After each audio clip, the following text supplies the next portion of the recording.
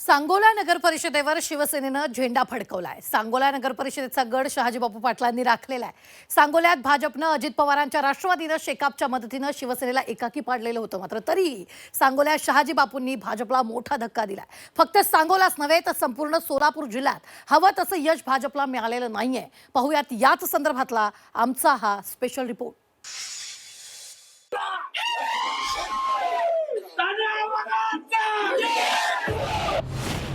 शहाजी पाटलांनी विरोधकांना दाखवलं झाडी डोंगर।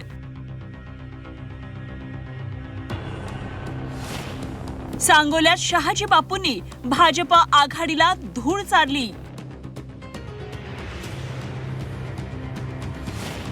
सांगोल्यात शहाजी बापू एकदम ओके। काय झाडी, काय डोंगर, काय ती हाटे, ओके मध्ये आहे सगळं। सांगोला नगर परिषदेत शिवसेनेनं एक हाती सत्ता स्थापन केली। शहाजी बापू पाटलांच्या नेतृत्वात लढवलेल्या निवडणुकीत सेनेनं भाजप आघाडीला धोबी पछाड दिलाय। नगर परिषद निवडणुकीत भाजपनं शहाजी बापूंना चांगलंच घेरलं होतं। शहाजी बापूंच्या कार्यालयावर मतदानाच्या दिवशी निवडणूक भरारी पथकानं धाड टाकत झाडाझडती घेतली होती। या निवडणुकीत शहाजी बापू यांनी भाजप विरोधात थेट भूमिका घेत नाराजी व्यक्त केली होती। शिवसेनेविरोधात भाजप, शेकाप आणि दोन्ही राष्ट्रवादीनं आघाडी केली, मात्र या चारही पक्षांना शहाजी बापूंनी अक्षरशः धूळ चारत सांगोला नगर परिषदेवर शिवसेनेचा झेंडा फडकवला। सांगोला नगर परिषदेत शिवसेनेविरोधात भाजप आघाडी निवडणुकीच्या रिंगणात होती।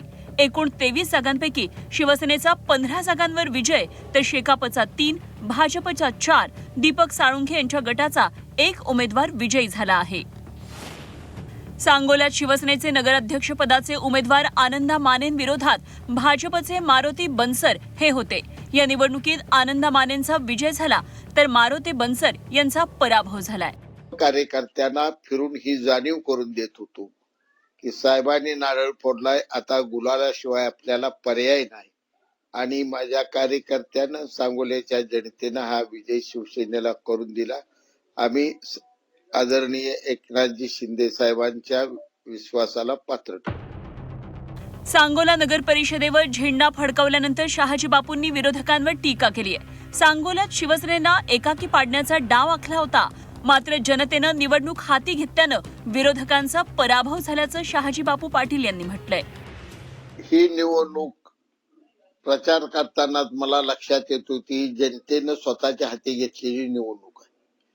ही कोणत्याच नेत्याच्या हाती निवडणूक राहिलेली नव्हती आणि त्यामुळं शिवसेनेला एकाकी पाडलं आणि शेतकरी कामगार पक्षाच्या ज्येष्ठ नेत्यानं अचानक कमळ हाती घेतलं।